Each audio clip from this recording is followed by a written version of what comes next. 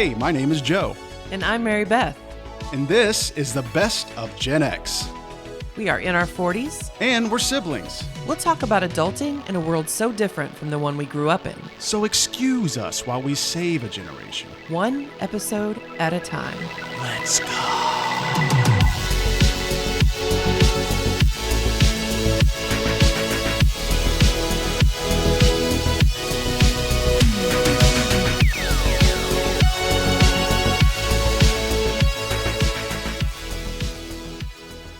Hey, Joe.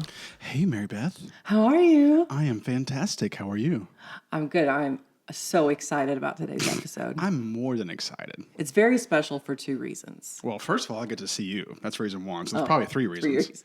I'm so excited to see you today. I'm excited to see you I too, know, bro. You live like a tennis ball's throw away. I get to see you like once every 2 weeks. It's so special. I know. I don't get out much. But yes, outside of me seeing you, we have two amazing reasons to meet today. I cannot wait to talk about this today. Well, tell us the first reason it's special. The first reason is we have hit over 1,000 downloads. I want everybody to celebrate with us, do the gun slinging, whatever. It's crazy.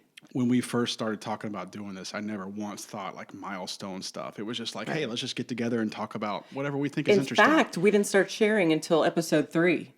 We didn't want people to listen to it. It was like, let us get good at it first. But And that's never happened, so we decided to just go ahead and start sharing the episodes. yeah, but what I love about the partnership is like you are really good about the analytics and hey, how are things going? I'm just more of hey, let me help how I can.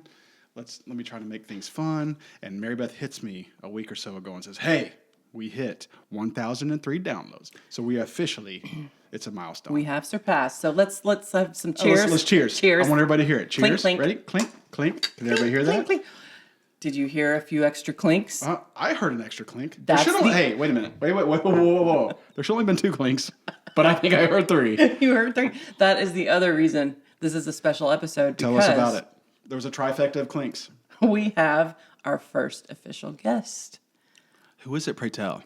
Well, we'll introduce her in a bit. Okay. So tell me about your big night that you had with Josh, or with Jordan Peterson. Yes, so we went to the Palace to see Jordan Peterson a little over a week ago. We were in the front row orchestra. So these are like chairs, like not the official front row, but like the pit. We're in the pit. So I could have just like rested my elbows on the stage and looked up at him dreamily. Can you see my goosebumps? They're there. He would, kind of pace from one side of the stage to the other. And every time he came to our side, he looked us dead in the eye for like many seconds. And I was like, nodding my head. And it was just amazing. He's brilliant. And to see him in person was just more than I can have hoped for. It was a magical night. I will say this. We parked a block away, and of course we put on the razzle dazzle for Jordan. So we're all decked out. Of course. And I'm wearing heels. And I normally wear socks, like around the house. Haven't worn heels in many moons. So we park a block away, but we walk 3 blocks the wrong way on sometimes uneven pavement. And let's just say that my legs and my knee in particular didn't stop like screaming at me until just like 2 days ago. So just wearing heels and all that walking,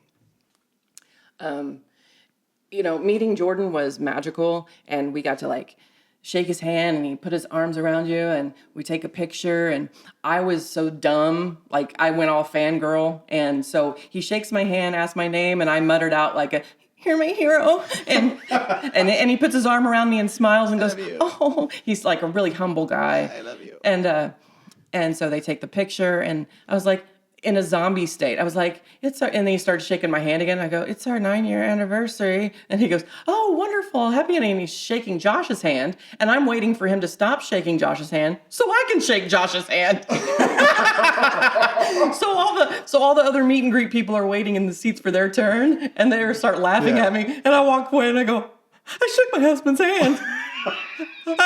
And so Josh is still teasing me about it, but yeah. Nerd. But back to the wearing high heels, like that says something about me that I don't want to confront. Yeah. The fact that wearing high heels and walking for an evening out made me very sore. I want everybody to understand, I probably have not seen you in high heels since Probably the last funeral we attended. 1998? Yeah. No, okay. Well, that's fair. Funeral. Well, if It's a special moment. If you're wearing high If heels, I it is a special moment. if I weren't in such excruciating pain with every step I took, it would have been an out-of-body Oh, experience. you were like Monica when she got those boots. boots. And Chandler had to put her on his back. And then she saw the tan ones and what? Yeah. Yeah. But speaking of pain, turning 16 is awesome because you get your license. Turning 18 is great because you're an adult by law and can vote. True. Then you turn 21, and that's the best because you can buy alcohol. I love that day. But then what? You can rent a car without additional fees when you turn 25, but after that, well, it's pretty much all downhill from there. How do we go from feeling grown up to feeling old? It's seemingly without warning. That's because it creeps in slowly and then all at once. One day you stop caring that it's your birthday, which is fine because your birthdays have already stopped mattering to those around you. Then you notice you don't bounce back quite as quickly from a night of heavy drinking. So you go from no hangovers in your 20s to hangovers that last about 3 days, that now also include promises to God, baby Jesus, and all the saints that you'll never, ever, ever drink again. Or you're ordering from a menu and you hear yourself mumble like a grandpa, onions. I don't want to be up all night with indigestion. You turn the car radio off when you pull into a parking lot because now that you've reached your destination, the noise suddenly makes you nervous. You have to squint while channel surfing. You can't sleep on your side without your hips screaming at you to roll over every 15 minutes. You stop being able to relate to anyone at a family or social gathering unless they're talking about bodily functions you can no longer control or what new meds your doctor has you on. And so on and on it goes. You might be a Gen Xer if you understand all too well the sneaky progression of age that I'm referring to and what it makes you wish you'd been taught to prevent or at the very least expect as you got older. Are there ways to turn back the clock and feel better in general? We'll talk about it. But even if you're young enough to still be years away from your first colonoscopy, you could benefit a lot sooner than we sure did from today's conversation about aches and pains and aging. Oh my. I felt every word you just said. You should I have. felt In your every knees, word. your hips, Oh, all the above. Lord, you don't even want me to talk about what I've experienced the last couple of days with my knees and my hips. What I enjoy about these age-related aches and pains is that most of the time, you don't know where it came from. You don't have to do anything No. to get these little, injuries. Yeah, they just come and slap you just right in happen. the face. Well, someone is here to help us sort these things out. Andi, hello. Hello. She was the third clink of the cheers. So excited that you're here. Your first official guest. It took me quite a while to set up 3 mics instead of 2. But we're very excited. Andi, you're a physical therapist. I am. How many years? 20 years. Holy crap. Actually, 22. I remember the stress. Now, I should say, for people who don't know, Andi is my BFF, my ride or die, my forever true. and ever. Would help me bury a body. For sure. We've been great friends since, I would say, we've been friends since high school. We've been great friends since college. Yes. Do I get to chime in here at all? No, never. Okay. I'll see you guys. Well, it might be fun to share. Andi, like myself, suffers from resting bitch face. Before resting bitch face was a common phrase, we would just tell each other, no, we're misunderstood. Right? Right? And so she was quite intimidating. I was rather goofy. I was sort of a clown. And so we played tennis together. We cheered together. And I used to tell you that I hated you, man. I hated you. I remember hating you in junior high. And then do you remember what you would say back to me? About my name? Not that. But you would say, I don't care enough about you. Yes. She would say, You did not say that. I said, Tell me you said that. Andi was an emotional did boy. not Wait. Time think out. enough Tell me about you to hate Tell me you. you freaking said that to her. Please tell me you said it to her. She did. Well, not in a mean way. When Is we there were talking about Is it. there a nice way to say that? No, you don't matter enough. Thank she you. actually, no, this wasn't said in like the heat of some kind of fight or something. It was when we were getting closer, and she was just being very honest. Like, I didn't care enough to hate you.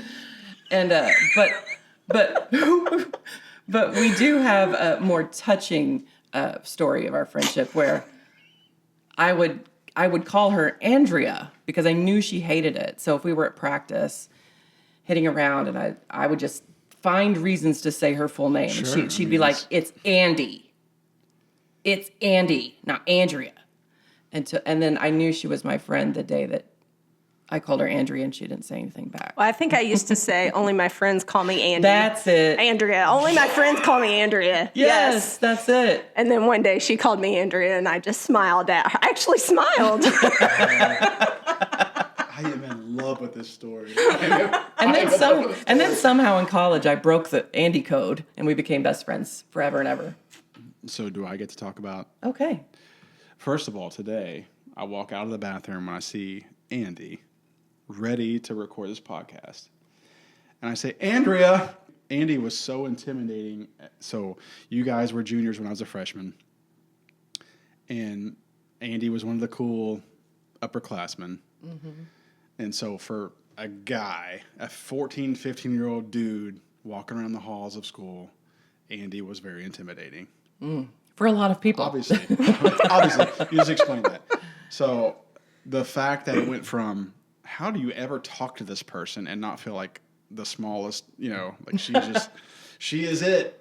She's one of that it group. Mm-hmm. And then it turns into when I'm in college and I'm hanging out with my sister in the cul-de-sac. Having just the most deep conversations about life. Right. Who was there with us? Andi. Andi was there. And she was the opposite of what I felt like as a 15-year-old. Right. When I was 21. You got to crack the code. Yeah, you got to crack the code. And once I cracked it, Andi is one of the most loveliest people you will ever meet in this lifetime. Loyal, love her to death. You guys are making me blush. No, but I mean, good listener. No, but honestly, I mean that we spent so much time together, and I'm grateful for it. If anybody had a crossword to say about her, they would hear about it from me. But when I think about that from when I was 15, I would have never thought I was there. Like when I'm 15, I'm like, I would never ever talk to this person. Right. When I'm 21, I will do anything for this person. She made it into the circle. She made it into the circle. She's firmly in. Well, she's firmly in the circle. She's a lovely person. We flooded you with praise. I'm going to end this part of the intro with, Andi, you are the wind beneath my wings. Did you ever know that you were my hero? No, I'm very grateful. Very grateful for her friendship.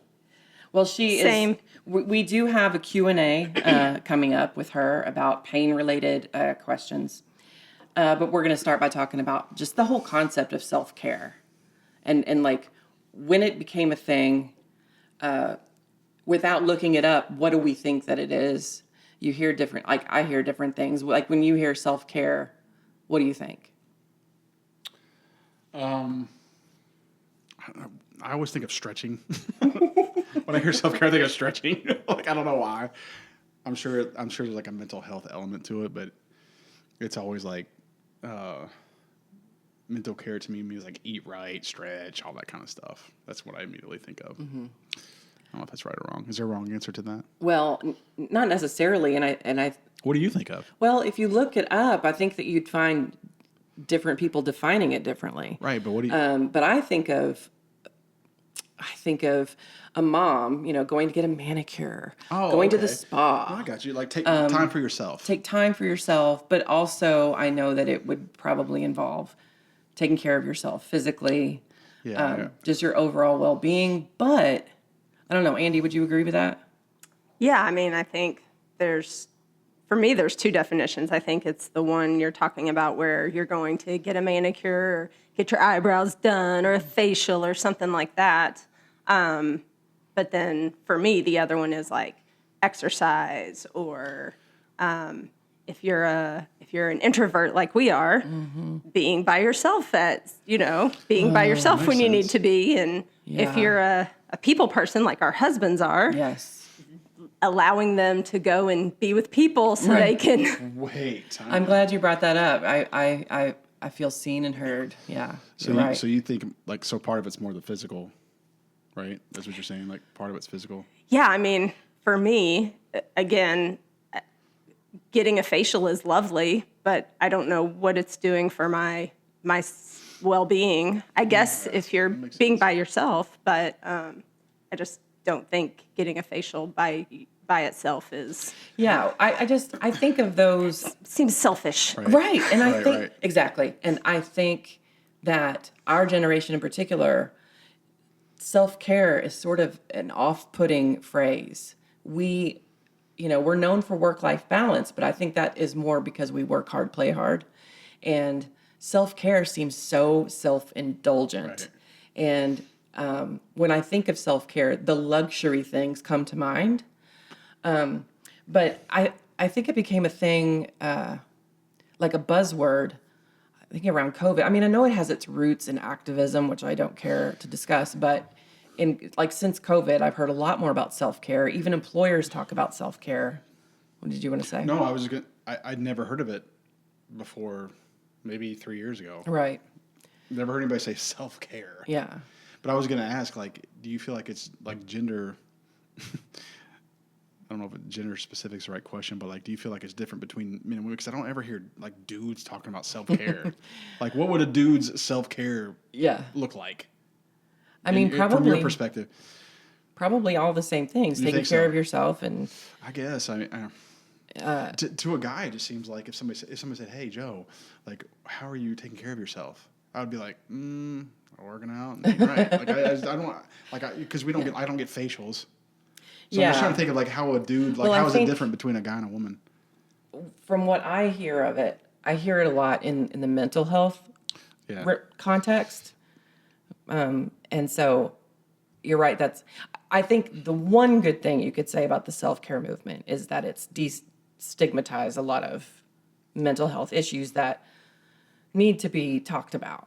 Yeah. But other than that, it just seems a little too self-indulgent for our generation is what I'm Yes. getting to. So also, it makes me think of the fact that were we ever taught how to take care of ourselves? I wasn't. Were you? Do you feel No, like you were? I wasn't. don't feel like I was. Probably not specifically like, here, let me sit you down and tell you about I mean, self-care. were you? Do you Oh, feel like you no. were? Oh, No. definitely not. Isn't that amazing? But yeah, I just never. I think about when we grew up, and Andy's probably the same. Like our parents never sat down and were like, "Hey, how are you taking care of yourself?" Like it just was never. Yeah. We figured and out that- figured out a lot of things on our own. You did. Well, we didn't even wear sunscreen, for Right. goodness sake. And Yeah. nobody carried around a water bottle. That's a great example. So Yes. that's a great example. So I see and hear so many people. Well, put your sunscreen. Like you're at a baseball tournament or a softball. Put the sunscreen. That was never. Moms show up with coolers and Never. trendy bags full of all their little things that the kids need. Yeah, but I think we didn't about- get the orange slices and the sunblock. Right? Snacks? No. What snacks? What? I think about in the 80s and 90s, we went to like Florida. We just got on the beach and it was just a free for all. It was like a free. Yeah. Like, just go out and like explore, do whatever you want to do. It was never like, wait a minute, Johnny. Let's put this, let's put this on SPF. It was Wait, never, you just ate. Wait 30 minutes. right. But it was never like, let's apply sunscreen before you go out. It was never. I feel like because of that, our generation I can't be alone when I say I feel like I'm learning things through trial and error, and I feel like I'm playing catch up with my health. I don't know things are a problem until the problem happens to me. Experience is a great teacher. It is a great teacher, but there are some things that you can't, undo. And so I'll give an example. Because of our family history, the three of us have had to get early colonoscopies. My first one was at 42. Joe still hasn't gotten his. Everybody write in. Let's have an email blitz. Make him go. But Yeah, I need one more text about that. so my first one was at 42, and I just had one last year, my second one, because I went to the gastro doctor for another issue with my digestive health, and I'll just leave it at that. And I happened to mention, I'm used to heartburn. I've had it all my life. I've learned to kind of gauge what I should and shouldn't drink if I don't want heartburn. But lately, it's no matter what, and it's every day. If I hadn't mentioned that, she wouldn't have said, well, this time when we do your colonoscopy, because what your other issue, we want to do one again, we'll do upper and lower. So an endoscopy, right? I learned from that I have precancerous issues on my esophagus. I have what they call Barrett syndrome. Now, I had never heard of it, but when I'm in recovery, doctor comes in and was like, the bottom of your esophagus is looking pretty bad. So anyway, it turns out that I have a herniated issue in my stomach, so it's pushing up the acids, and also I've had a lifetime of heartburn. Now, whoever tells you, hey, chronic heartburn can cause cancer? I've never heard that. No. It's all cigarettes. Don't drink. It's bad for your health. Don't smoke. You'll get cancer. Don't have too much sugar. You'll get cavities. No one ever says, hey, if you have heartburn and you're popping Pepcid every single day, you could get cancer. Might want to check that out. That's not normal. Why did they tell us that in health class? What? So point is, I'm learning that I have this syndrome that is precancerous. Fortunately, my test results came back benign this time, but I have to be checked on more frequently, and I have to now be on this acid reflux medication for the rest of my life. And it's like, if I had known that heartburn was that dangerous, I would have done something about it years ago. So it's those kind of things. Do you guys feel like that too? Like you're just playing catch up when it comes to your health and how to take care of yourself? Well, in my line of work, I hear it and see it all the time. Like, I never knew this. I didn't, I just think that people who are not in the medical world in some way, nurse, doctor, physical therapist, whatever, they're not going to, where are they going to hear it? Exactly. Unless they keep up with it, unless it's something that they saw on the news or whatever. Or read in Cosmo. Right. Well, I was going to ask, so I've known you for a long time. You're always in shape. Did you ever think to yourself, like when you got into the field that you're in, did you ever think to yourself, I really was never really doing what I'm telling people they need to do to take care of themselves? Or did you? Did you feel like you were ahead of that? Oh, no. That is a huge thing for me. I work out pretty much daily for more than one reason. But one of them is, for me, it's hard to tell a patient or someone that I'm working with to exercise if I'm not exercising myself. The crux of the question was yes. am I telling people to do things that I wasn't doing for myself? Right. So, for example, where I work, we have PTs that I just think, how do you go to bed every night telling people to do something that it's quite obvious that you're not doing? Mm-hmm. I used to work in a hospital setting, and there was a dietitian that was, large. And I thought, how do you go in people's rooms and tell them how to eat when it's very obvious that you are not eating the way you should? And granted, there are obviously medical conditions that could cause something like that. But same, like with cardiologists. You see plenty of cardiologists that are overweight, Smoking. they smoke, and it's like, how do you... They have AFib. Yeah, Just go ahead and say it. do this? Well, yeah, I know good. it's always been important to you, and it's probably what inspired me. I'd say up until probably 5 years ago when my chronic pain started, you influenced me early on. We would go run together. We would ride bikes together. But before that, I wasn't really committed, on a regular basis. So I know it's always been important to you. Do you guys remember anything valuable from PE or health class growing up? I feel like everything we learned was either wrong or kind of bogus or just kind of useless. I'm kind of looking over at Andy. Climbing rope. Well, upper body strength is important. Hey, ladies first. I'm gonna let you answer that first. I'm gonna noodle on this one. The thing that I try to think about health class. we really were just learning about the systems. Like, this is how the digestive system Right. works, and this is Right. how the respiratory system works. You know, it wasn't like It was at almost the more- end of it needed to be, if you don't do X, Y, and Z, your respiratory system will not work. I know. Like, couldn't there have been more specifics? Like, if someone had said to me, you know, Mary Beth, if you don't do this, this, and this, one day in your early 40s, sex will be very painful. I'd have been like, oh my God, I gotta fix it. It was a lot of don't do this, and we were at that age where we were like, don't do it. Yeah. Okay, well, then I'm Yeah, going to you go tell do me it. don't. I'm the first one if I can do it. No, it's I don't know. I make fun. Not that we didn't have good PE teachers or good health teachers or something like that. And they can't teach us everything, and we wouldn't have absorbed it anyway. yeah. But I just felt like I just feel like I learned how to accept being picked last. I learned how to get nailed by a dodgeball. Right. Hey, Andy. Sorry, can't relate. Can't relate to that.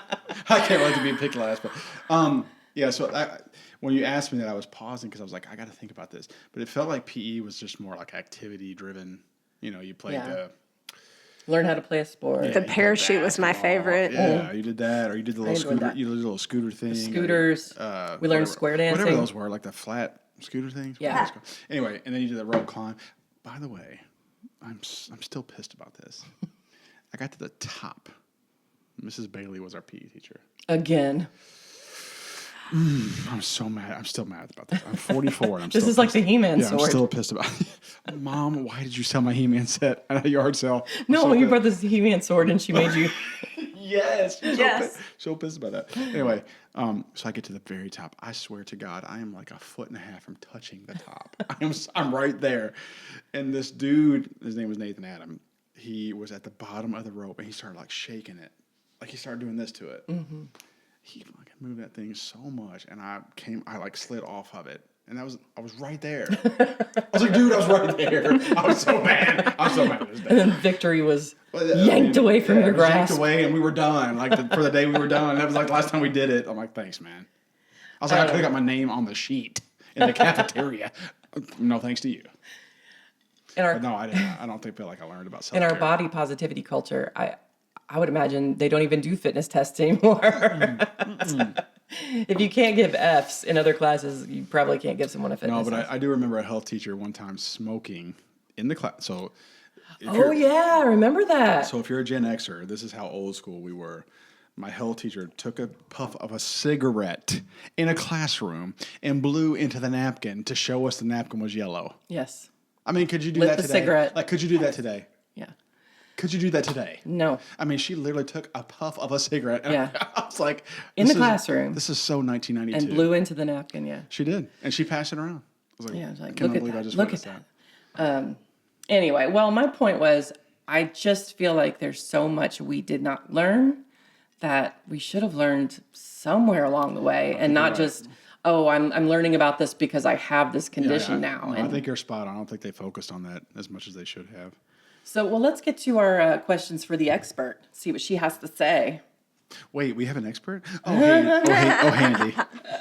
Sorry, I just saw you there. I have some disclaimers Okay. before I start Look at her. giving out. Hey, look at her just jumping all in. Hey, I love a disclaimer. Wait, Mary Beth, a disclaimer? I love one. That's her fave. God, let's hear it. Well, I don't have any disclosures, meaning no one's paying me to promote anything. Good point. Yes. Okay, I'm going to be talking in broad give generalities. that money back. Give right? that money back right now. Slip it over here. Thank you. So, if you have an issue, you need to be checked out by a clinician. Don't just take my advice at, face value. And the opinions and experiences that I talk about today are my own view. Good. Not the view of my employer or this podcast. Good. Good. There it is. You are so covered. And I'm not quite as funny or witty as these two, so please. you'll have to bear with me. Go on. She really Hey, is. hey, go on. Hey, we wouldn't have invited you to the cul-de-sac meetings had you not been. We didn't really explain what the cul-de-sac meetings were all about. We can. lived on a dead end of a cul-de-sac. cul-de-sac. We would smoke. We would sit in the middle of the cul-de-sac in the dark of night, because there were never any cars. And we would just get deep. And we would just smoke and listen to, I don't practice Santeria, ain't got no crystal ball. If I had $1 million and I'd spend it all. Okay, so that was cul-de-sac. It was just deep thoughts and lots of smokes. 1 or 2 in the morning. Good times. Yeah. So Love it. Miss it. just wanted to explain what that was. All right, so Andi, what made you want to be a physical therapist? Is it something you always wanted to pursue? Well, I definitely was into fitness early on, high schoolish. I played sports and whatnot. It's funny. We just moved and I found a trophy. I was the female all-around sports recipient. Oh, wow. Right? Right on. I was like, look at this kid. Yeah, so like a sports banquet, you'd get Yes, you yeah. get the best all-around athlete. Yes. Nice. 25 years later, brag about it. Right? I just thought it was Jeez. funny. I found it. And you're still earning it. Yeah. Well, yes. Hey, good for you, Andy. And I knew that I wanted to do something medical. It's funny, I wanted to be a cardiothoracic surgeon. And then I realized I was going to be like 38 when I was done with school. And I was like, yeah, maybe not. And so I thought maybe personal trainer, but they don't make very much money. I could see that, though. They I got could to see you do a being lot personal of trainer. sales. And, Yeah, I could see that. resting bitch face doesn't really go with sales. Right?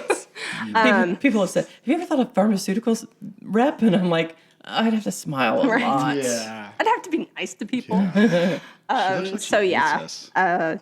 That's where I kind of felt like I was marrying my fitness part and the medical part. So Right. how, like, at what point did you? Decide that. Yeah. I mean, pretty early on. I mean, when I graduated from high school, Okay. I mean, I was Okay. on the path. Okay. Yeah, and I remember like it was yesterday, you stressing about getting into the school you wanted and then Yes. taking the test you needed to take and all of that. I remember working as a waitress and getting a phone call about how excited you were that you had gotten in somewhere or passed a test. I mean, that was decades ago, but Yeah. I still remember you being, it was such a huge deal. That's awesome. Yeah. So it was pretty early on, yeah. So we hear about medical doctors taking the MCATs, going to med school, doing residencies and all that. So what's the path to becoming a PT? Well, I'm so old that I got a bachelor's degree in it. You can't do that anymore. You can't even do that anymore? It's No. not available? I do have my transitional doctorate at this point, but yeah, I got a bachelor's degree in it and then got my transitional doctorate later. But Well, why can you not get a bachelor's anymore? because they are trying to use PT as a first point of contact. And so at that point, you would need to know more. So like they're trying to make it more specialty oriented than it already is. I mean, I can't imagine that. More first point of contact. So being able to say, you need to go and have X-rays, or right. or even like there are some states, Wisconsin being one of them, where PTs can order X-rays. Okay, that makes sense now. Yeah. Because I have to go through my doctor to come to you, and Right. Is there anything more Generation X than saying they don't even offer that major anymore? Right. They don't even offer it anymore. hey, if you didn't feel old before now, you should. Right. I was grandfathered in. 'Cause Yes. That's awesome. Is it pretty competitive? Is it like much different than it was when you were in school? Or Yeah, no, I would say when I was trying to get in, it was definitely more competitive. It took me 3 tries to get into PT school. That's okay. Hey, listen, it so- took one of my kids like 3 tries to get their license. Yeah. I feel you. Cheers, Hey, cheers. Cheers. Let's hat trick. Hey, let's hat trick the tanks. Come on. Hat trick the I'll tanks. never forget that glorious day when Mallory walked out, stomping out of the license branch, crying, being mean to an old lady as we got to the see car. Okay, so yeah. Competitive, yes. I would say now it's actually more competitive between the schools because there's more options for schools now. They're starting. Meaning options like for schools that offer it? Or- Yes. Okay. And so there's the students have more options now, Okay. right? So now the before we were trying to fight to get into schools, and Now now the the schools- schools are trying to I fight got for you, I got you. people. Gotcha. Yeah. There's a lot of hybrid where they do their classes, their didactic stuff at home, and then they just go to, so that cuts down on the cost and whatnot. So. I got you. Are you glad you got it when you did, or do you feel like it would be easier or Oh no, harder? I'm dead. Yes, I'm so glad I got it. I can see that. I mean, Yeah. based on how you, Yeah. So so you talked about like how it's important for you to exercise and all that kind of stuff, and I try to subscribe to that. I mean, especially like college and beyond, I didn't really take much interest in that, to be honest, until I got into college. I don't know why. Maybe that was like hey, I want girls to see me different, so I just like was maniacal about it. But and I still do that to this day. I'm thankful, because otherwise I would probably be 500 pounds because the way I eat and drink. But to you, someone that thinks that's important, like how important is stretching? Like when we're just talking about like stretching. Yeah, is that a big old myth? Yeah, is that a 'cause bunch I of hear fooey? that all the time. Like, oh, dude, you should stretch. Why don't you? You're 44. You should stretch. Like, how important is that to stretch before? And do you really have to stretch before and Yeah, after? like just tell us, is that a myth? Like, should I be like worried about that? Because I'm not. I'll be honest with you. Yeah. When I walk in the gym, I literally am doing my first exercise in 5 seconds, and I don't. Like I put my towel in the little cubby. Right. I go to the first equipment and I start lifting. And what is your first equipment? Well, it just depends on what the split And is. what it is so that like, day? I'll do chest, arms, triceps, and the next day I'll do legs, back, and buys. So Right. it just depends on what the exercise Yeah. is. But I go to the equipment. The first thing I do is I just start Right. lifting. So typical stretching, what you would think of as like, I'm going to hold this stretch for 30 seconds and whatnot. Zero help before working out. Wait. So, Really? Okay, wait. I gotta. Okay. so you Let's don't unpack- need to stretch before Let's you work unpack out. that. You just Yes. told me Yes. at 44, and I've been hearing this for 30 years, that it doesn't matter if you stretch before. Static stretching, zero help before. I want That, everybody you know to listen. what? I feel Can we- this is such a scam. God damn, I'm so glad she's here, but I'm so pissed. Such a scam. What I would suggest is a dynamic warm up, What does that which mean? would What is be a more like dynamic warm-up? get your heart rate, right? Get your heart rate up, maybe a little jog. So, whatever you're going to do, let's say you're going to run, you need to be doing as your warm up something that's maybe 40% of What if you your. hate running? Then don't run, walk. Do something that accelerates your heart. Okay. Right. So you're going to do about 40% of what your main exercise is going to be Okay. for that, right? So let's say you're going to go in and you're going to do bench press, Which I did that. right? Whatever you're going to work at that day, are you going to work at 80% of 1 rep max? You probably need to warm up at like 30 to 40% of your 1 rep max and do a couple sets. Okay. So I am a 3 to 4 set for 10 reps, 10, 12 reps, whatever. I'm a 3 to 4 set guy. I'm not like a hey, I'm Right. 44. Let me show you how I max out. I'm not that Right. guy. Like I was when I was 21. But I just go in there and do reps. I do 3 sets of whatever. Okay. So I'm good. Like if I just go in there and go straight to the machine, start repping 3 sets, I'm good. How many? Because I don't go heavy. Like I don't go super heavy. You're mean, probably all right. I'd yeah, probably I don't- get your heart rate I don't going a max little out. bit. I don't max out. I just I can't, think it like- would help you with your recovery Okay. to That's fair. get the muscles warm before Yeah, you right. go That's fair. hitting them. The issue with me is like my knee. I have a bad knee, so I can't do cardio. And if I do cardio, it's like instead of like most young people are doing like 7 or 8 miles an hour or higher. You have to do low impact. Right. I have to do like 3 miles an hour. Mm-hmm. I'm doing like a fast walk. What about bike? My gym doesn't have bikes, believe it or not. So they have like the treadmills. They have elliptical. I think that's it. They don't have bikes. Mm-hmm. My old one did. So like if I was to do that, I'd probably do elliptical or like just like a 3.5 mile an hour. What about rowing machines? They do have that, so I might do that. Yeah. But I think the issue too is like I'm just like I like working out, but it's like I'm at this age where I'm like I just want to get in and get out. So I told Mary Beth one time I was like I get in and like I can do 3 body parts in 40 minutes because A, there's nobody there, and B, I superset everything, so I just get it done. Right. So like when I walk in, I just want to just start. I literally put my towel in my cubby and I start. And I'm like, is this good? I'm like literally thinking to myself, I got my AirPods in, like, is this good? Am I doing myself any favors? Like, should I be stretching? Yeah. Should I be doing this or that? And Well, speaking of different kinds of equipment and exercises in the gym, are there any specific exercises that a lot of people do in the gym because they think it helps, but it might make things Exactly. worse? Or are there specific exercises we should be doing in the gym that kind of get overlooked? Yeah, I mean, I think as far as exercise and what you're going to do in the gym, it all goes to what are your goals.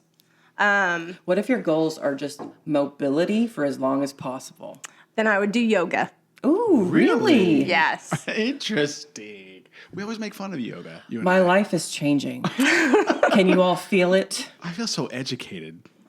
Yoga is hard. It is. I have tried Yes. yoga before, See, I always it clown is on No, yoga. no. No, I clown hard. on it, though. Serious yoga is very difficult. also like I've never been more sore than the couple of classes that I have tried to do yoga. Are there like different variations of it? Well, sure. Oh yeah, Okay. yeah. Okay. But I always it's clown on yoga. It is it's not hard. easy. I'm not gonna lie, I clown on it. Yeah. I'm just like, let's go lift heavy stuff. But yeah, I like lift heavy things. Okay. Okay. I was gonna say, I tend to find that people, particularly with shoulder issues, get hurt doing like a military press or something like that. Anything where you get your arms behind you, you want to like keep like you should be able to see them out of your peripheral vision. You get them behind you, you're usually going to tear something, can see that. especially if you have it loaded I up. can see that. That's nice. So to the know. main thing with that is just doing correct form. Make sure that you're doing it. That's the thing. Yes. I've heard If you're form. doing it with correct form, should be all good. Now, I will say, so I've known you since I was a teenager. That's correct. When I was in my 20s, it was all about lift as heavy as you can. I Mm-hmm. mean, I don't know why that was a big deal. I was like, because you see all these dudes in there, you're like, I got to lift heavier than this Mm-hmm. because they're lifting this. As I got older, in my 30s and 40s, I was like, dude, go do 100s. I'm going to do the right form at Mm-hmm. 50. Right. That's kind of what I've subscribed to. But I feel like I've gotten stronger because of it, to be Yeah. honest with you. Because I'm doing more reps at lower and I'm controlling it. That was a big thing. It was like I would like move my shoulders up and down and like, my movements were not solid. Yeah. So now I'm just doing more controlled. And it's almost like you get stronger. It's really weird. I'm going to move on to Mary Beth's like, I'm so bored with this conversation. No, I want to keep time and we have a lot of questions, but is pain your body's way of telling you not to do something? Like I know personally of people who, have a pain in their shoulder, pain in their arm, and what are we told? Well, then don't do that. Right. Right. But Avoid it. I mean, Yeah. So that's a loaded question. Definitely depends on what's going on. But I would say in general, if you are a healthy person and you're doing something that is causing you pain that is, say, more than a 5 out of 10, you definitely need to pay attention to like what you're doing. If it's more than a 5 out of 10, I'd probably stop doing it. Really. And like with my people who are recovering from things, I usually tell them, it depends on where they are in their irritability, but 5 out of 10 is probably kind of your threshold to say, okay, if I get any more than this, I'm going to stop. Because you may not be hurting anything, but you're also not making it That's right. Yeah, better that or makes sense. calming it down. When you get into chronic pain, it's a little harder answer, you're right. a little more complex. I can understand. Yeah, so Mary Beth asked about like, are there any exercises that most people like in the gym are doing today that like they think it helps but actually makes it worse or whatever? There's more damage caused. Like on the opposite end of that, are there any specific exercises that people should be doing more of that they're not doing that could help long term?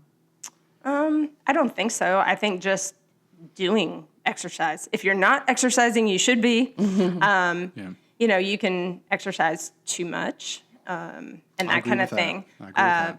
But no, I mean, nothing that you should be doing like other than start. Yeah. Yeah. That's the hardest part. Yeah. So like there was like, because my knee is an issue, so there was the leg press thing. Like I had heard people say, "Oh, that's not in anymore. People aren't doing that anymore because it like really hurts your knee." So there's stuff like that. That's another thing. I feel like we're always consuming contradictory information. Right, exactly. Like one day carrots are good for you, and the next day they I'm cause like, really? cancer. Just a simple leg press. We is can't hurting you? keep Like, up. Really? I think we learned the food pyramid, and then didn't we recently learn that's bogus? Yeah. Yeah. And it doesn't, even if the food pyramid was legit, our food supply is poisoned. So, I mean, I just feel like there's a lot we could have learned differently. Joe, you had a question about how big the relationship is between muscles and bones and tendons and all that. Yeah, like what does a ligament even do? It's like what's the relationship? Yeah. So your ligaments hold your bones together, Okay. right? So you have bones, And your ligaments. tendons hold your muscles together. Your tendons attach your muscles to the bone.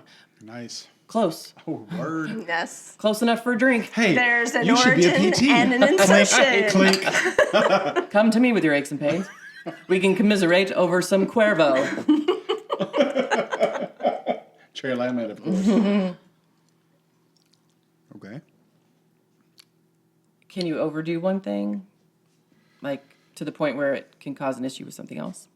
Right. As a result of what you're doing. Yeah. Yes. If so, for example, limping. If you're limping because your foot hurts or whatever, can that then make your knee or your hip hurt? Yes, but it's probably going to be transient. And when you get back to the foot working normally, it'll go back. I don't Really? Nothing's permanent.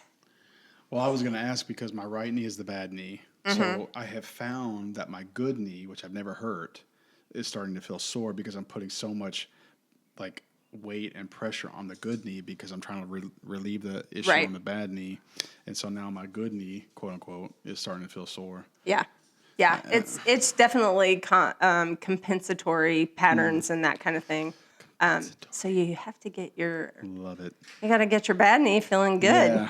Well, I heard it like 22 years ago and never got it fixed. So Okay, Joe, why don't you take the next one yeah, about so baby like boomers? so I remember when I was growing up, like the baby boomer generation answer for every issue was heat. Like if you tore something, it was apply heat.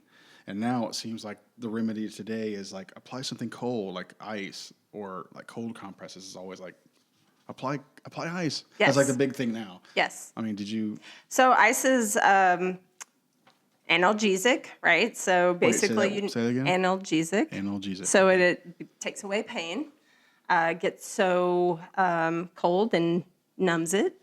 And then totally lost my train of thought. Analgesic. Are we that good looking? Right. Rice was welcome. a big thing when I was getting my bachelor's in physical therapy. Yes. Rice was a big Yes. thing. I was going to say, what is rice? Right. Yeah, Rest, let's talk about that. What is rice? Ice, compression, elevation. Okay, rice. Okay, hey, hang on. Right. Rest, ice, compression, elevation. Okay. Yes. But now they have something new. They're teaching all the new PTs that are getting their doctorates. Oh, Oh, whoa! And it's peace and love. are you fucking kidding me? Don't even go there. Oh my God, is this the same thing like birthing people? Are you fucking kidding me? Are you joking? I'm not joking. It is Look, called. I have an infographic. It's called peace and love. Oh, for God's sake! Oh, Peace and love. so And what does it mean? P is protect, I'm only going to tell you because I'm looking at which it. is Oh, go ahead. basically like rest. Oh my They God. could just say rest, E is elevation. So they kept that one. which Rice has already covered. Keep Right. going. A is avoid. So this is the new one. This is the big new one. A is avoid anti-inflammatory modalities like medications and ice that would decrease the inflammation. And their thought behind that is that the inflammatory process that your body goes through when you have, say, an ankle sprain is what tells the body to fix itself. Okay. And so if we get rid of that or decrease that process, they're saying that it possibly also slows down the healing process. Because All right. you're Isn't not the point of letting these it go things to through. simplify? Mary Beth, it's 1, 2, 3, 4, 5, 6, 7, 8, 9. It went from rice to 9. Yeah. So C is compress. I'm we reading kept it. that one too. Kept compressed. Oh, I'm reading And then it. E is educate. Okay, so instead of elevation, it is your body knows best. Avoid unnecessary passive treatments. Education. Yes. Passive treatments would be like e-stim, ice, Okay, but like ultrasound, those type And things. we'll get into the love thing, but like Yeah. when you first Load. when you first saw this, where you're like, Yeah. what in the hell am I doing right now? Well, change is hard. So I'm like, I think I still like rice. That would really be hard because I mean, yeah, Okay. But yeah, That. I get the love part. Load is important, right? You can't lay around Yeah, all but day with yeah. a ankle sprain. You Yeah, need but to start walking on But I it. feel like this, like a lot of this is like what rice was. It's just like Yes, adding it's just making it. it's just yeah. adding the politically correct stuff to it. Yeah, and your doctor or your physical therapist is going to educate you on O is why my you're doing what you favorite. do. Read O. Oh, What is it? optimism. Jeez. Because This you have to believe and you'll love. get better. That's right. So you guys are hippies now. Hi. Peace and love. Good Lord. Good night. You know what? I feel very disheartened. Well, Lab coats are going to mean a lot less to me here in the coming Yeah. years.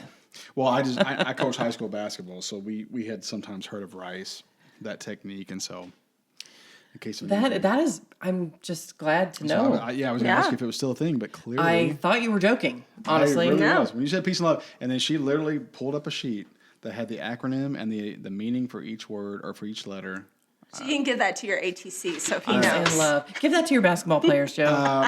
If I brought this to practice, I would be laughed Laughed out. out of the gym. exactly. They'd be like, Coach Ledbetter, Good Lord. please exit Like, left. tell me you're not resilient at all as a human being without telling me you're not resilient at all as a It human literally being. says peace and love. And I there's learned peace and there's love. A definition for each word or letter. Okay, so Andy, tell us how do PTs actually create a patient plan? Like what kind of stuff goes into creating one for someone?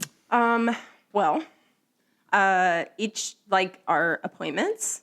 Is that what you want to know? Yeah, so like, Yeah. so I'm in healthcare, so like medical doctors have like assessment plans, and each patient Right. Mm-hmm. has their own, whatever. Is there something So- similar to that? On the Yeah, PT we side? have about an hour with our patients, new patients, and I'm getting their history, like how did this happen, what's been going on, that kind of thing, figuring out irritability, those type things, and then testing them to see if what I think's going on is in fact going on, because I do often get scripts from doctors that have a diagnosis, and then at the end of my examination, I'm like, yeah, this isn't what your diagnosis Yeah, is. it's so crazy. I can say I've been your patient at least 3 times, like for at least 3 different things, I believe, over the years.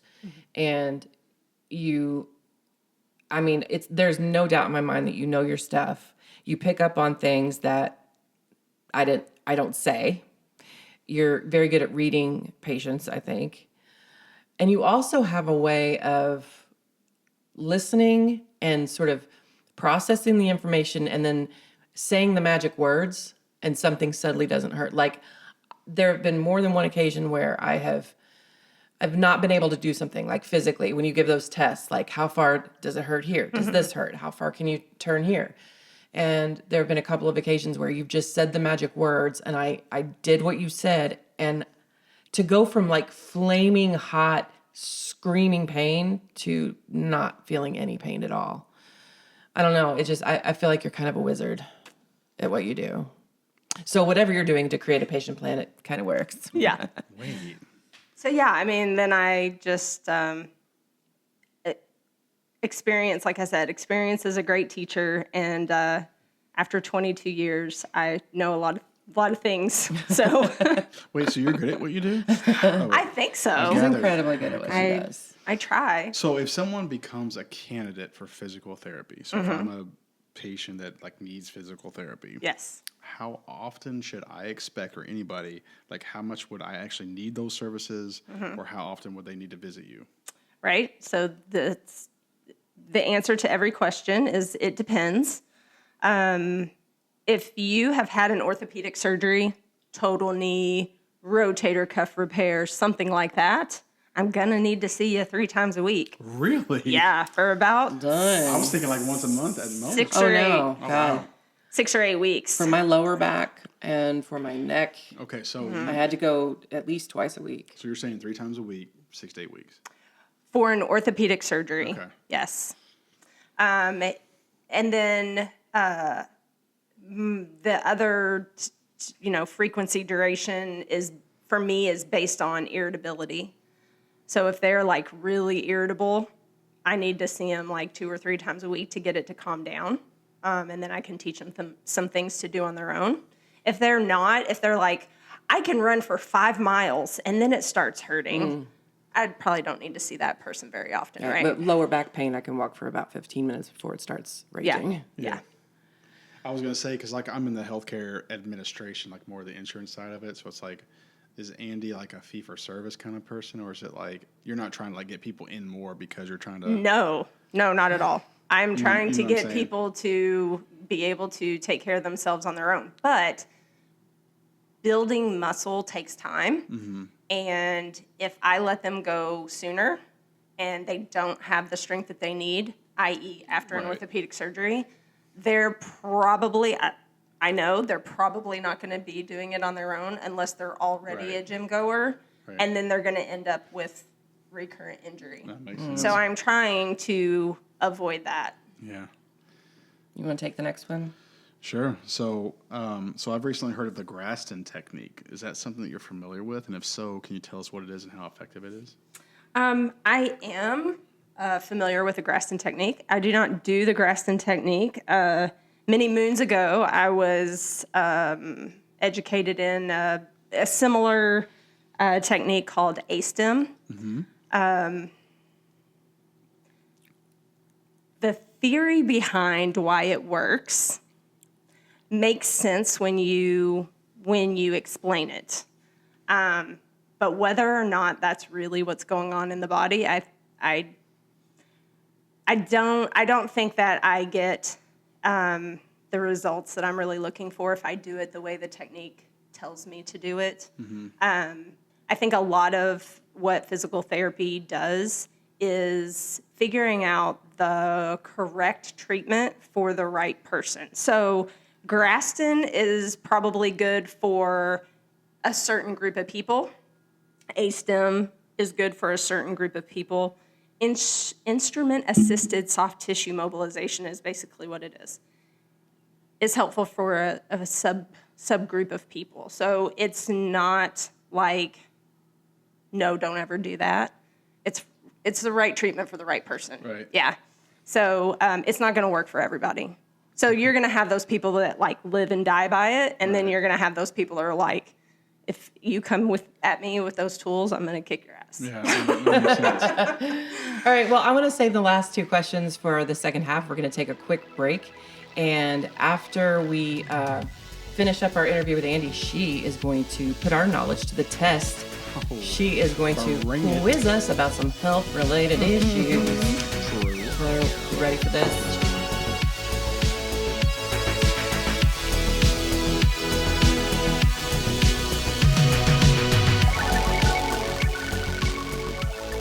All right, we're back. Andi, I do have a question. As I was trying to get up from my chair during the break, my ass really hurt, and it took several seconds for me to slowly stand to absorb the pain. Hey, you should have stretched. Oh, wait. Oh, wait, We already no. debunked that. Is that normal at our age, sitting for a long time, and why? Andy, can we talk about ass aches? Is it normal? Yes and no. Now, wait a minute. Wait. See, it It's depends. probably normal for someone like me, not for someone like you and you. Andy knows how to teeter on the fence. Yes and no. You know, Everything is, it depends, Apparently. okay, so if you I could be a PT. Well, it depends. right? Hey, is it? Well, it depends. if you're a regular listener, then you know that Joe likes to bring up how old certain actors were when they were in movies and shows that we loved. My favorite thing in the world. Yeah, and so I am much more aware of that sort of thing when I'm watching TV. Like, my latest obsession is Living Single because it's streaming on Hulu. We are living. I can't get enough. I can't get enough. Amazing. I can't get enough. And so I'm watching these people who are, I don't know, just something as simple as squatting down. Like when a character has to squat down or get down on their knees and then get back up, I'm like, I used to be able to do that. Jelly. It's hard to watch people you know are your age or just a little bit younger, and it's like one day, suddenly, I couldn't squat. I squatted and I couldn't get back up. Listen, I don't know what the biggest, like, when I saw that Tim Allen was younger than me now in Santa Claus, and Joe Pesci was like 48 in Home Alone, I was like, what in the hell I know. has happened? Yeah. Well, Yeah. okay. So back to our last couple of questions. So I wanted to know what you would say are some of the most common issues you see among patients in our particular age group. So are there any issues that you think are particularly preventable?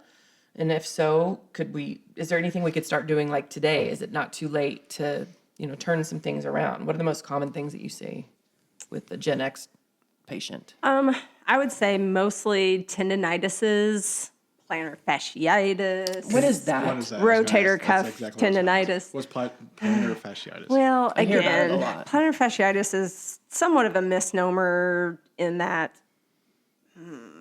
fascia doesn't really contract, but it's more like a ligament. But it's the fascia, plantar fascia is the bottom of your foot, and it gets really painful, and it's usually first couple of steps in the morning, you just like want to die, and then as the tissue warms up, it gets better. It's like your heel. Heel pain, but it can be like in the arch. So it's like the very yeah. bottom of your foot. Yeah. Yeah, it goes from the heel don't think I've ever to the had toes. Yeah. That's fortunately one of the things Right. that I haven't been I affected think by I've yet. never had that pain, but I've never had it. At least when it happens to me next week, I'll know what it is. Right. Lots of back pain, but I mean, people of all ages have back pain. Do you get a lot of hips, like GenXers? Do you get a lot of hip type No, more hip. So we're still young enough that you're not going to see a lot of arthritis in us yet. We're close. We're getting there. But if people are coming to me and they're between the ages of 40 and 45, 50 is when you start saying, okay, this could be arthritis or the starts of arthritis. 50 and younger, something else is going on. Did you just say we're close? We're close. Don't you dare wish that on me. Hey, don't you dare wish that on me. Don't you Andy. put that evil on me, Ricky Bobby. Don't you put that evil on me, Andy.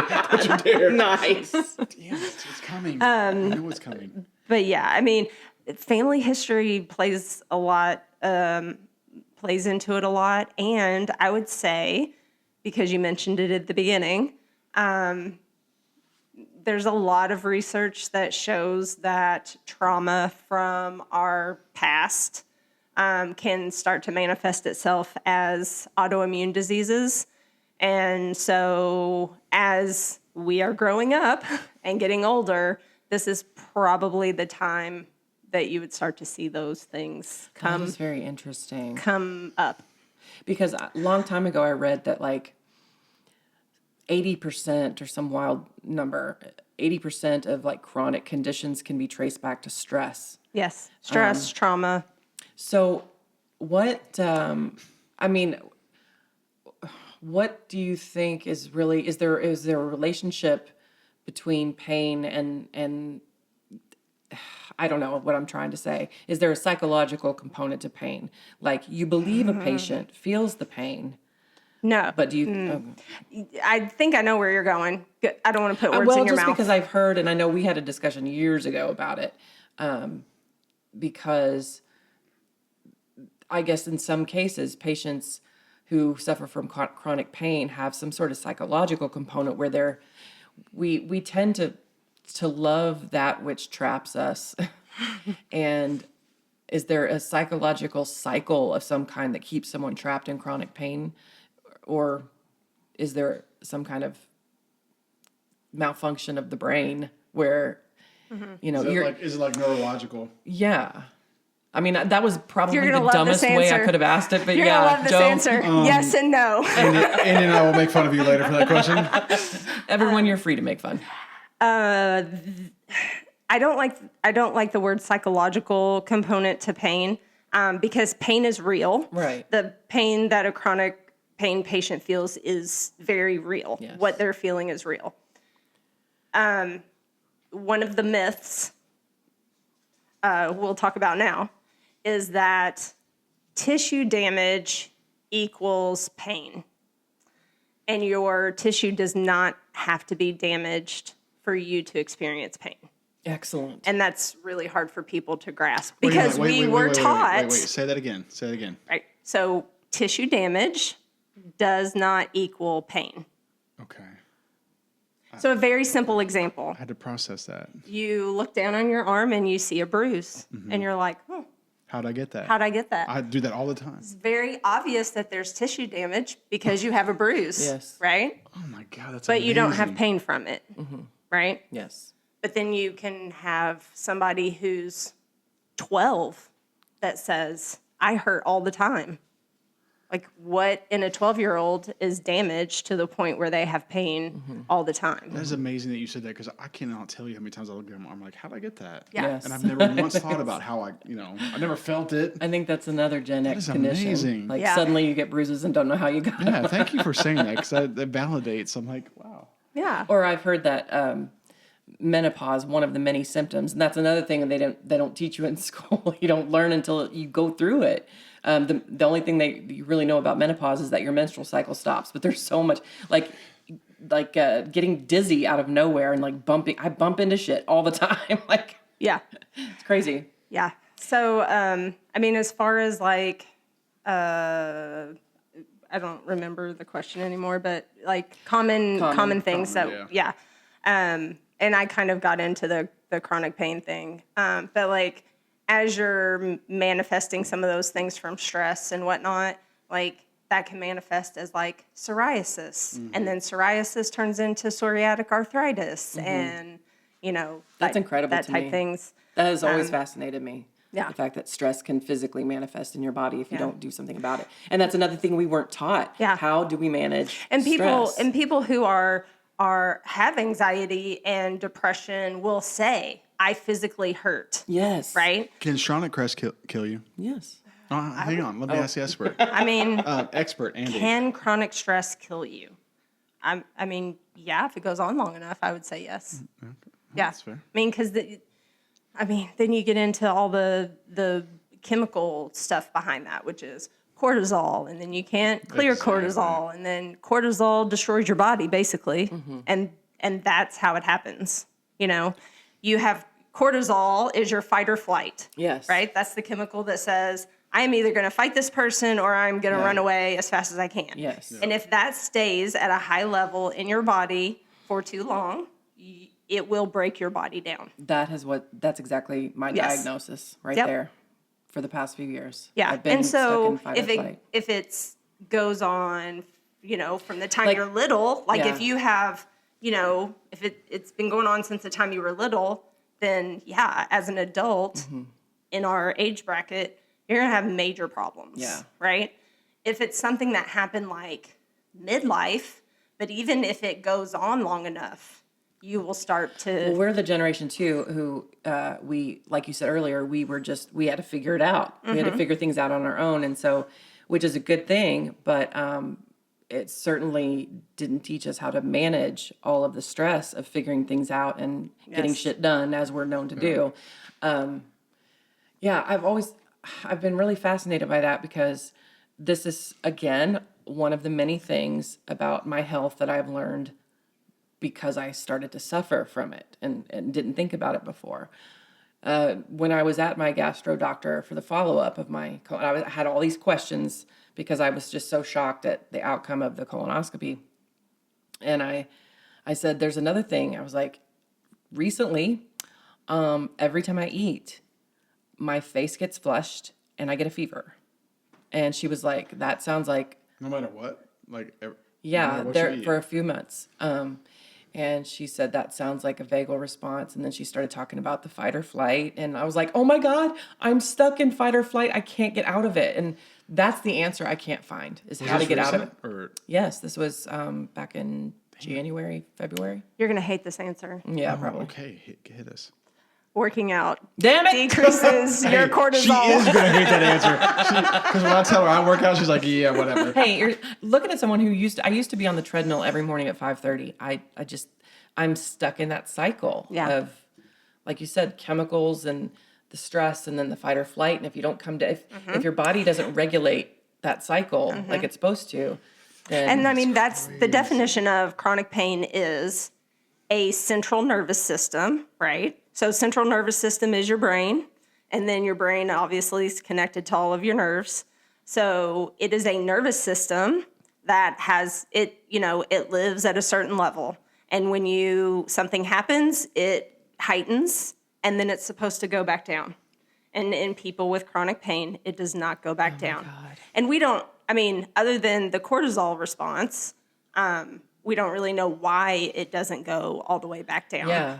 But exercise calms down the nervous system. Okay, see, that's what you don't see. You could look up I've looked up all kinds of YouTube videos, and it's this product and that product, of and course. cortisol, Yeah, it's all cortisol this, cortisol that. Yeah. No one ever says, just move. Yeah, it's the Yeah. it's the quick fix thing. Just move. Yep. Hey, hit me right here. That's You were just. man, my life's Hey. changing. My life's changing, I Joe. love listening to somebody that knows what the hell they're I talking know. about. I love it. So yeah, so like I was just thinking about, when you think about like advancements, because I'm in healthcare, you think about like, are there any advancements in your field, or are there like advancements in the works that our listeners should know about or get excited about that could Yeah, I help them like in the this future? question. Yeah, what do you know that we don't know? Like, Is someone out there creating the secret sauce so I don't have to work? Oh man, wouldn't that be awesome? There's always like the newfangled thing, like lasers and Lasers. yes, and things like that. There's a new thing called it's like the New Fit Newbie or something like that. Again, it's got electrical impulses in it. I did find a lot of relief, not to interrupt, but I did Yes. find a lot of relief in a TENS unit. Yes. That Josh got me for Christmas one year. But again, I never would have considered anything. I didn't even know that was a thing, and Yeah. it really does help. Yeah. And again, it goes back to in the right subset of people, those things are probably super duper helpful. But as far as like it revolutionizing physical therapy, I have a fellowship in manual physical therapy. And so, my bias is if I can get my hands on you, I can probably make you feel better, right? I say that to Josh all the time. That's what she said. Hey, that's what she said. But I think the most exciting thing that physical therapy as a community, like APTA and people like that are trying to push for is a physical therapist as a first point of contact, as a primary care. Like if you go to the doctor and you say, I hurt my ankle or I hurt my back or I have back pain, Exactly. hopefully nowadays they're not giving you pain medicine. Right. But in the 2000s, they were loading you up with OxyContin. Right. Yes. Right? And then we have the problem that we have. Yeah. Right. And so they should be changing their practices at this point. But if you have an old school doctor, right, you say I have back pain, what should happen is he sends you to physical therapy. Right. That should be the first thing that happens. Yeah. But why pay for that? Why pay for a doctor to tell you to go to Right. physical When therapy you can just you go. could just go to physical therapy if you have back pain, knee pain, hip pain, anything musculoskeletal or nerve, here's something come and crazy. see us. My doctors, nothing against them. I think this is just the industry. I Yeah. mean, we're not a healthcare system. We're like a symptom, Yes. But my doctors, that's always the answer. They have sent me to you, like I said, at least 3 times, and I spent weeks with you. And I have to say, I've learned more about caring for myself from you than I ever did from my doctor, because my doctor will just say, okay, we'll go get this x-ray, take this pill, and then Yes. go to PT. Yes. I get back injections. I'm on pain pills. I do the whole 9. Right. But I've learned more from you. Yeah. Like something as simple as breathing. One time you said, okay, now do that again. Like you made me do something. It really hurt. And then you said, okay, do it again, but breathe. You're holding your breath. And I'm like, I don't mean to. I know you don't mean to, but focus on breathing when you do it. No pain at all. And that is amazing to me. And doctors, this is not what doctors teach you. No, they don't. Doctors don't teach you how to deal with things on your own. They can give you a blood test, they can give you an x-ray, they can give you medication, but that's all they can do for you, right? So I really, really think musculoskeletal pain, and here's the thing, like some people be like, oh, but I hurt my ankle, what if I broke it?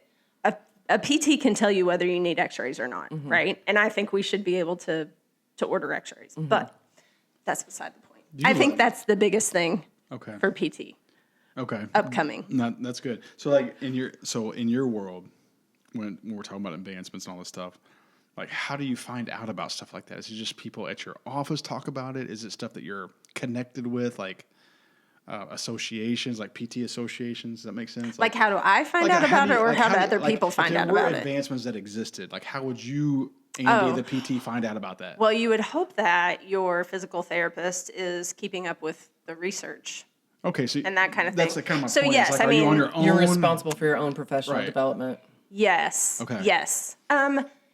Yes. to an extent, probably. To an extent. I do work for a private outpatient physical therapy. And they Who, probably for me, lead you into some yes, stuff that's one of coming the out. reasons why I love this particular company is because they're very big on education, right? Okay. Very big on you don't just get out of PT school and you have your doctorate and you're good to go, right? It's very much like, hey, how about get this certification, get this certification, get Yeah.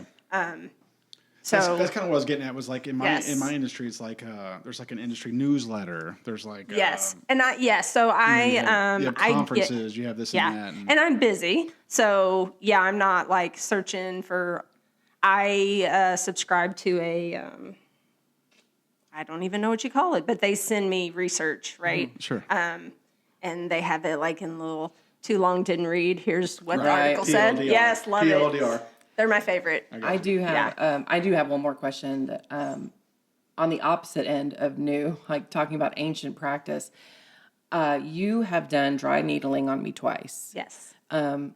Again, I hadn't heard of it, or I guess I had, as acupuncture. Is it Yes. exactly the same thing? No.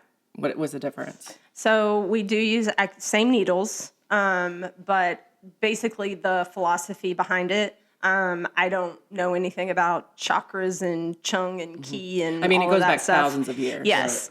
A lot of like, so I'm going after trigger points. I'm trying to calm the muscle down. I can needle around nerves to try to calm nerves down with e-stim. I think you actually struck a nerve one time when you did, and it was a good thing. Yeah. But It didn't hurt. It hurt like hell, but the relief I fixed got. it. Yeah, so that's why I brought it up, because it's such an ancient practice. You don't see it very much. I would imagine you don't do it that often with patients. It's probably not a very common thing that you do, but for my particular issue, it was my cervical disc. I ultimately did have to get surgery because Right. it was pinching on that nerve. Yes. But I had pain all down my arm, and it kept me up at night. I can understand how chronic pain drives people to suicide because and it was only a brief time because your insurance will make you jump through all these hoops, Yes. and PT was one of them before they'll say okay to surgery. I remember my first meeting with my surgeon, my first appointment with him. He saw the way I was standing, and he Yes. said, "Oh my God." He goes, Really? I don't, yeah, and it was a second opinion. The other Yeah. guy wasn't going to do it. But he said, you can't look at you. You can't even stand without pain. He said, we're doing this. When do you want to do it? Yeah. But anyway, you did dry needling. It was the only thing that gave me 48 hours of no pain at all. It was just bizarre and amazing. Yeah. I mean, if you overlap the maps for them and for what we do, they're very similar, but not just the philosophy behind it's different. Ancient techniques right before Andy went to PT school. Right before, come on. I mean, so are you done with your questions? I am finished. I'm ready to be drilled. Well, I am too, but like, do you love what you do? Like, do you any regrets or I do. It's like, and my like if you favorite had part. all to do over again, no regrets? Oh, jeez. Okay, like like a singer. Well, I'm like, I found out about nurse anesthetists, right? What is that? Right? A nurse? So it's basically like like an anesthesia. yes, it's like a nurse practitioner that is an anesthesiologist. Okay. Awesome. Right? So you wish you would have done They that. make like $400,000 a year. I was money's like, not where was everything. my guidance counselor when we were Andy, it's not all talking about what money, to do? though. That's another Gen X thing. You talk about school counselors. Do we have one? Excuse me. We had one, but they only Where chose our was classes. she? Hey, I when make I like was 10 times more deciding. than my high school counselor makes now. Yeah. But anyway, so no regrets though. No, and I would say that all of these wonderful things that Mary Beth's saying about me is the thing She's that lying. She's lying, by the way. I know. She'll tell me when you leave. I know. Oh my God. But they're really, I mean, that's what makes me get up in the morning, right? Is for my patients to be like, I was dying, and whatever you did. So I was going to say, Made it almost feel 25 better. years in the industry. Like, do you wake up every morning and go, oh, God, I got to... Or do you just like Depends on the day. Well, I get that, but like, Yes. in general, do you get excited that you're doing what you do? Yes. And that's I would say that's all that matters, though. that if you're a physical therapist and you're listening, I felt less burned out after I knew more. And, like as a young therapist trying to figure stuff out, I was like, this sucks. And not knowing about chronic pain and just basically either blaming it on my patient, like you're obviously not doing your exercises at home, right? If your therapist is treating you like that, you need a new therapist. Or that I was like, why can't I figure out what's going on with this person, right? And then going through the extra training, doing the fellowship, that kind of thing, while that part of my life sucked because it was so, taxing, I feel like 100 times better doing my your job now. perspective from like a young PT to like now is like, Yeah. Oh, I look night back and and I'm day. just like, thank God for natural history because, they got better anyway. oh, that's great. Okay, Andy, I'm ready to be quizzed. How much do we know? All right. I'm so excited. Joe, I'm going to win. Do you think Ever. that kids, let's say 5 to 18, I know that's quite the spread, That is quite the range. should not lift weights? It will stunt their growth. Wait. Oh, so time out. Is this like true or false or? Sure. True or false? Okay. Well, okay. I've always heard people talk about gymnasts, and it depends on the intensity, the degree, the level at which they work out and compete. But I always heard that gymnasts, their growth is stunted. So this is like a competition, like you answer first and you win, or is this like a collective? There's no prize, Joe. No, well, it's just This is very important. Joe's not competitive at all. This is very important. I will not be able to sleep unless I know if I won or not. Okay. So is this like Andy asks the question? We have to like compete to who Okay. answers first. Sure, if you want to Or compete, is this like let's try to keep Is score. this like you and I are a team and we answer the right way? No, we're competing. So Perfect. okay, so I say, if it's too much, it could stunt their growth. That's what I've always What heard. if I answer the same way? It's okay. Answer the same way. Then we both get a point. Ditto. I'll answer the same way. So they should not lift weights. Is that the consensus? I say no. Right. Okay. Agreed. It is okay. It is okay for children to lift weights. There are a couple studies that I have found. One of them, they just talk about injury rates, making sure that they do things correctly. But the other one that I like the best is effective resistance training on academic outcomes in school-aged youth. A systematic and meta-analysis Interesting. found that in 53 studies that they reviewed, resistance training outperformed cardio only and cardio plus resistance training in increasing cognitive function, academic performance, and on-task behaviors in school-aged youth. Dang. Look at you, Miss Scientific Journal. Look at you going off. So your kids should be lifting heavy things. Okay. Oh, yeah. I'm all about that. Yeah. Come to my house. She can't throw away a wrapper. All right. So like if they're 5, they can lift. Is Yeah. that what you're saying? Okay. Yeah. So in one of the studies, they just talked about that they can make similar strength gains as adults Yeah, can. 'cause that's like the opposite of what we've heard. Right. They're really not going to gain the power until they hit puberty. But they talked about how if they had started earlier versus their peers that started later, they end up being This stronger. is game changing. It is. Because all you ever hear, like when I was a young parent, was like, "Oh, dude, you can't lift until you're 13 or 14 Yeah. because it'll stunt Right. your growth." Yeah. That's all you heard. Wow.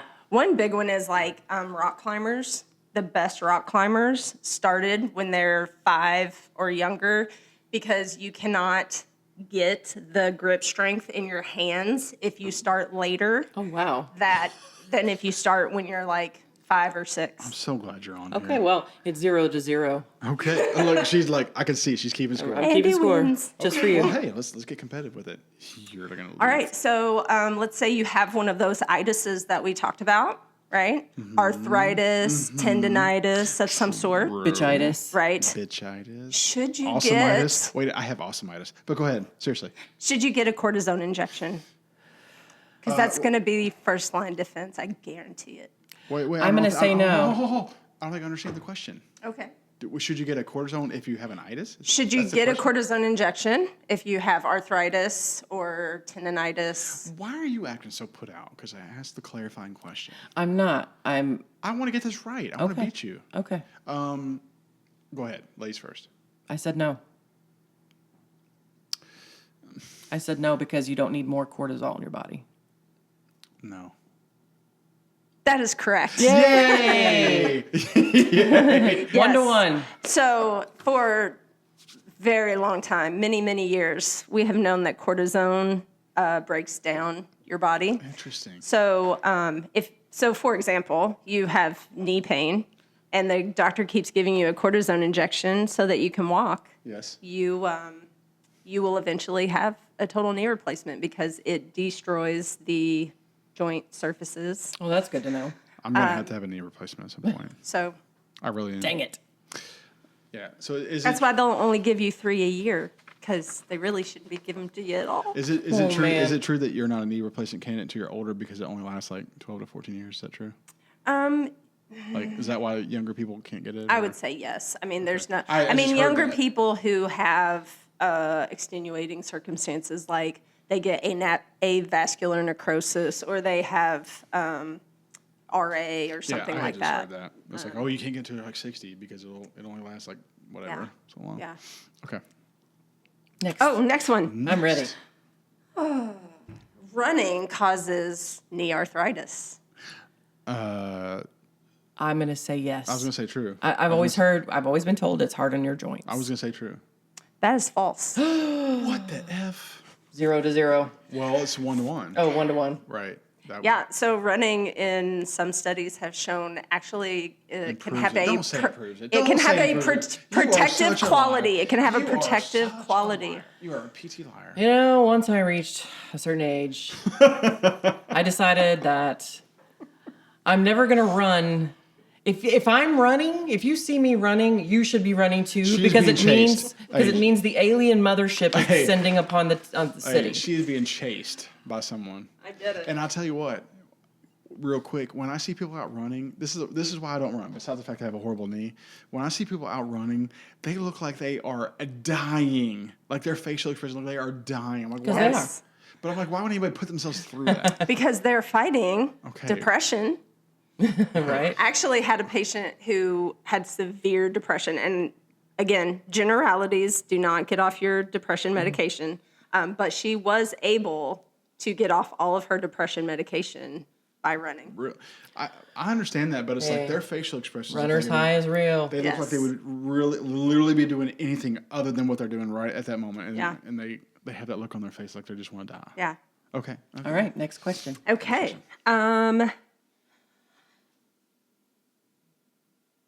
Should you always sit up straight?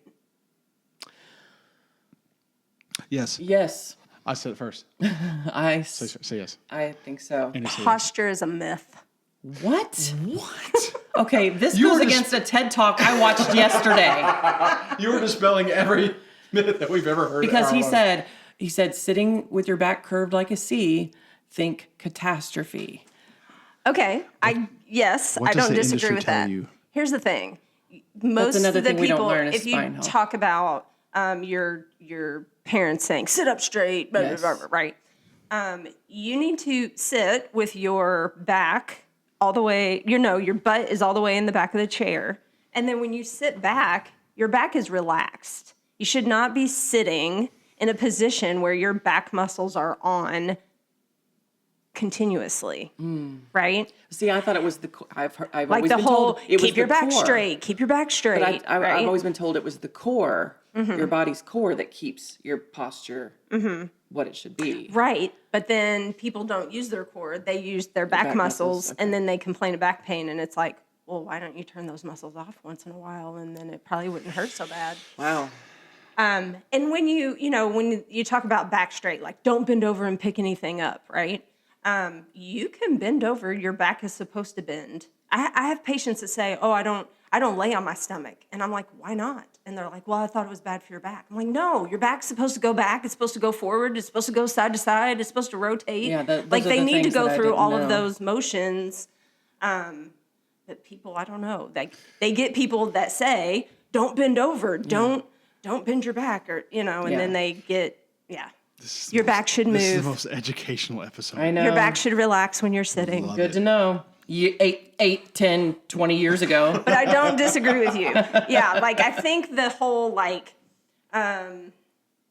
cell phone posture or the gaming posture, having your head down all the time, like I think that's going to probably come back to bite us. Absolutely. So in that sense, maybe posture isn't a myth, doing this and I'll but be like, oh wait, as far as just keeping your looking back down. straight for everything, no. Okay. good stuff. What you got? Weight loss will cure your low back pain. Low back pain? I'm going to say it has to help, but I'm not going to say it cures it. Like, I've lost 20 pounds since January. I can already tell a difference in my knee pain without injection. Like, I've put off my next injection as long as I can. I think part of that has to do with my weight loss. I can tell a difference, but I wouldn't say it cures. First of all, congrats, bruh. Thank you. Yes. Second of all, no. True. That is true. No was correct. Weight loss. Like no was correct. Correct. Weight loss will not cure your back pain because there are plenty of skinny people that have back pain, right? Okay. Very true. But I do agree, and you said it, weight-bearing joints such as knee, ankles, hips, you will see an improvement in your pain with weight loss. Excellent. And after all that, we're 1-1. 2 to 2. Oh. Yeah, 'cause Oh, we okay, both okay. got it. I got you. Okay. All right. This one's about menopause. Are you going to get this one, Joe? Probably not, but let's Boys, try it. cover your ears. Let's try it. You should not take hormones when you go through menopause because it will cause breast cancer. I'm waiting to see how enthusiastic she's. I'm going to say that has got to be a myth. Math. She's gonna take. I go. I always believed I should not take hormones. That's what I've always believed. Every woman's magazine said, don't take hormones. I think that you should. You should. That's my Yes, answer. you should. Riding on my coattails. I am so smart. Yes, there was a study in 2002, the Women's Health Initiative study, and it was the study that basically demonized hormone replacement therapy, and what it shook down to, and I'm not sure how this happened, but estrogen plus progesterone accounted for less than one additional breast cancer diagnosis per 1,000 people. Wow. And that was what they decided we should all suffer. The other thing about this study was they were all, the average age was 63.2 years. So they ranged between 50 and 79 years old. So they were like, number one, they weren't even symptomatic. They didn't have menopause symptoms. And they were many years out from, having gone through the entire change, right? Wow. So that meant that all of us going through premenopause and the early stages of menopause all had to suffer. Now, listen, if you are predisposed to breast cancer, if you have a family history, there are definitely cases where you should not have hormone replacement because it will cause a breast cancer. But for the vast majority of us, it's not going to, and it's safe at low doses. They even talk about, there are a couple studies that I read that even people who are predisposed to breast cancer because of the hormone estrogen can still have it at low doses and be fine. Now, see, it's just so the point is, it's at least something you can talk to your doctor about. Absolutely. Because Mom encouraged me to get tested to see if it is menopause, and I was like, why? all she can do is tell me, yeah, it's menopause. What can you do about it? Right. It sounds like there's more than we thought. Yeah. And there's, I mean, the impacts of not having hormone replacement with menopause is huge. I mean, not only the vasomotor symptoms like the hot flashes and stuff like that, you have your mood and cognition, right? So, and all of these things lead to other things, right? So it starts out as hot flashes, and then you can't sleep, and then not sleeping turns into worse things, right? Right, exactly. Mood and cognition, basically brain fog, running into things, as you say, will eventually lead to dementia Excellent. if you're not taking, I shouldn't say if you're not taking these things, but that's the road you're going down. Osteoporosis, so you're going to have bone loss. You're going to have fracture. If you break a hip when you're older, your mortality goes like through the roof. And then cardiovascular disease is the leading cause of death in postmenopausal women. And hormones can protect against that. Wow. And then you have your genitourinary symptoms like the vaginal dryness. Oh, dear. I'm out on that. Tissue atrophy, right?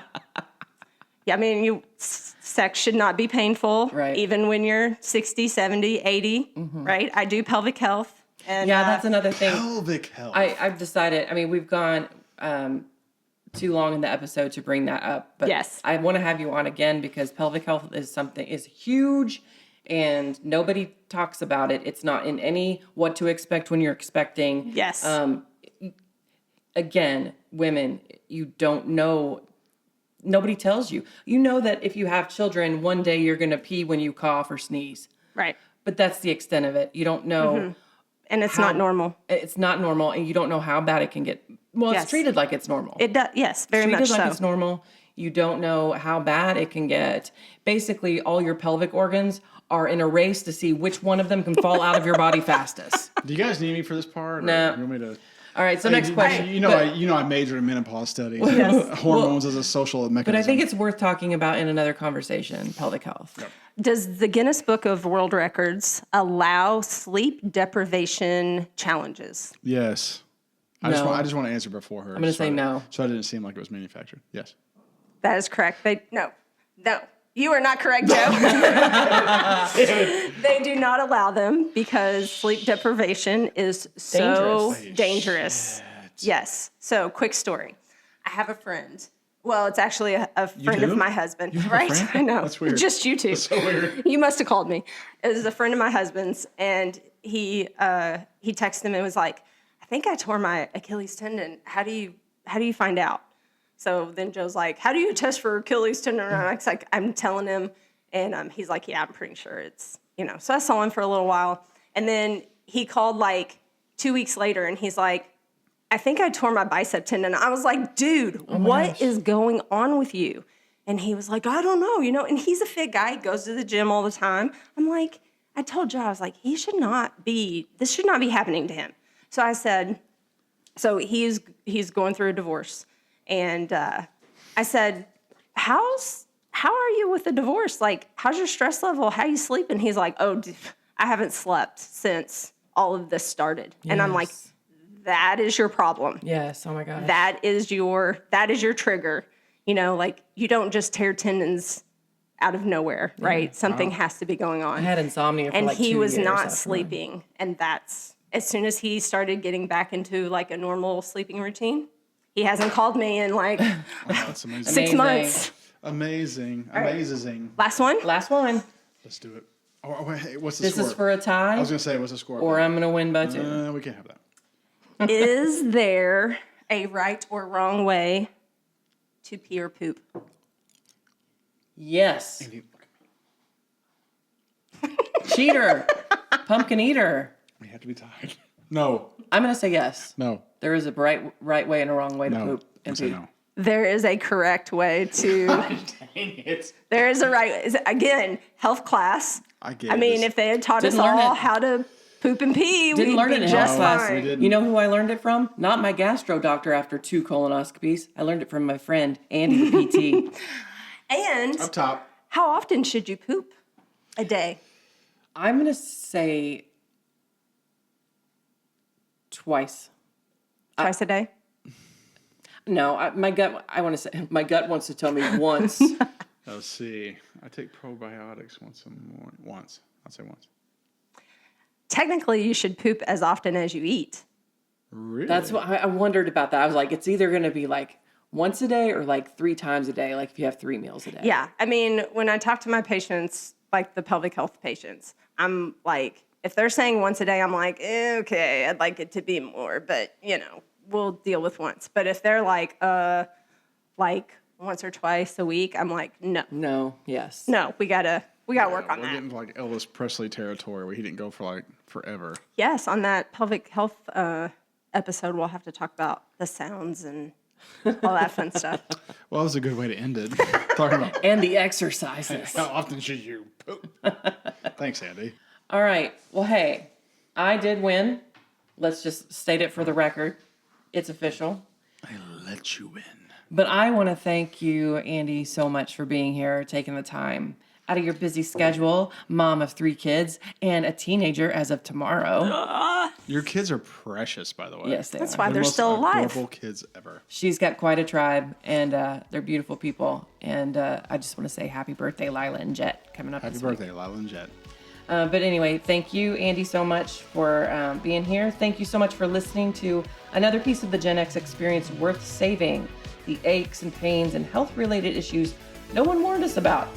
It's now been thoroughly bitched about for the record, and it's now immortalized in the annals of history. If you like what you heard, subscribe to the Best of Gen X wherever you get your podcasts so you never miss an episode. Joe, Andi, always a pleasure. Duh. Thank you.